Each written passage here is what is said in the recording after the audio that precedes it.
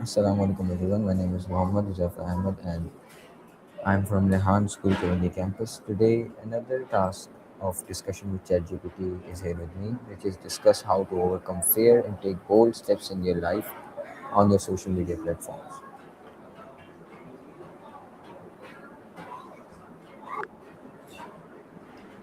Hey ChatGPT, today the topic of discussion is discuss how to overcome fear and take bold steps in life on your social media platforms.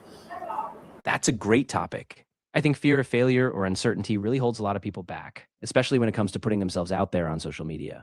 Maybe you can share personal stories, times you were scared, but you took action anyway, and offer practical tips, things like starting small, reframing failure as learning, or setting really clear goals. What kind of angle do you think you'd like to take? Yeah, we'll talk about that later, but first tell me what is fear exactly? Is it always the enemy or does it serve a purpose in our lives? Oh, I love that question. Fear is really interesting because, in a way, it's a natural response. It's our body's alarm system, warning us of potential danger or uncertainty. So it's not always the enemy. It actually keeps us safe and helps us evaluate risks. The trick is not letting it control us or freeze us in place, just using it as a signal to pause, reflect, and then move forward with a bit more clarity. What's the key difference between rational fear and irrational fear, and how do you tell them apart? That's a really key distinction. Rational fear is a response to a real identifiable threat, like feeling fear before a big test or walking down a dark alley. Irrational fear, on the other hand, is more like a predisproportionate or unfounded anxiety, like being terrified of flying despite it being statistically super safe.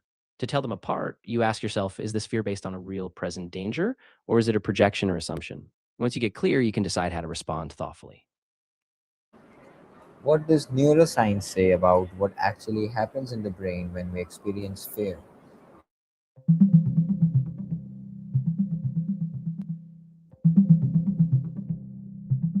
When we experience fear, it starts in the amygdala, a small part of the brain that acts as an early warning system, triggering a rapid fight or flight response. At the same time, a slower, more reflective pathway in the brain, especially the central medial prefrontal cortex, helps us assess the danger more rationally.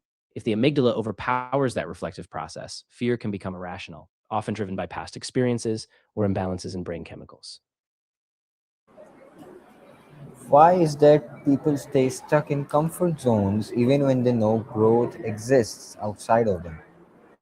Yeah, that's such a common struggle. Our brains are wired for predictability and safety. So even if the comfort zone is stagnant, it feels like a known quantity.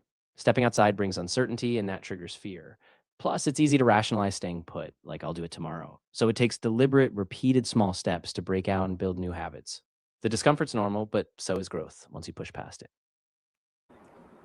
What's the basic difference between courage and fearlessness? Do bold people actually feel less fear? That's a great distinction.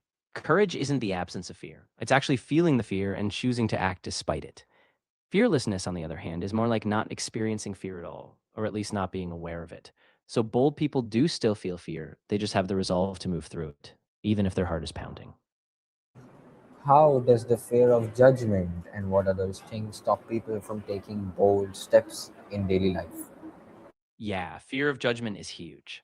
A lot of times we stay stuck because we're worried about what others will think, like if we fail, look silly, or don't meet expectations.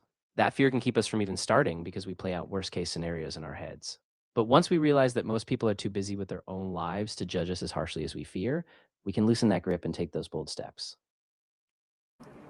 What role does past trauma or failure play in amplifying fear and making bold action harder? Oh, absolutely. Our past experiences can be really powerful. If we've been hurt or embarrassed before, our brain links that old pain to new risks. So even if this time is different, we still feel that same fear response. It's like a mental shortcut. Your brain says, remember how bad that was? Let's not do that again. But with reflection, healing, and some small wins, you can slowly rewire those associations and make bold actions feel safer. What are the most effective psychological strategies for confronting and moving through fear?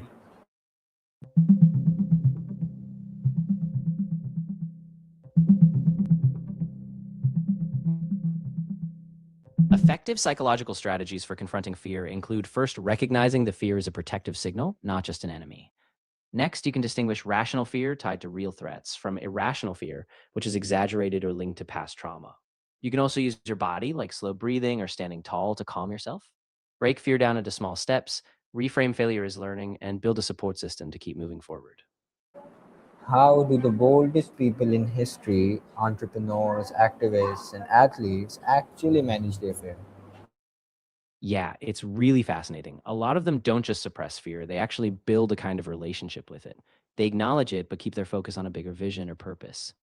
They also rely on routines like daily practices, mental rehearsals, or surrounding themselves with trusted mentors. And they embrace discomfort as a sign of growth, not as a stop sign. So they don't have superpowers, they just keep going in spite of the fear. Now, explain in detail how do you use social media as a platform to share your bold journey and inspire others to overcome their own fear? Yeah, absolutely. So, first, you want to be really authentic. Share your own story, including the fear, the doubts, and the small steps you're taking. Use a mix of real time updates, behind the scenes moments, and reflections. Engage with your audience, ask them about their fears, create a safe space for them to share. And use storytelling, like tie each post to a lesson or a mini milestone. Over time, as you stay consistent, people will see themselves in your journey, and it can spark something really powerful in them. What's one bold step someone can take today, however small, to start breaking through their fear? I love that. A really simple, bold step could be just sharing one small, honest moment of vulnerability, whether it's a post, a video, or even a short story about a fear you faced. By taking that first step, you break the silence, and that opens the door for more growth, connection, and momentum.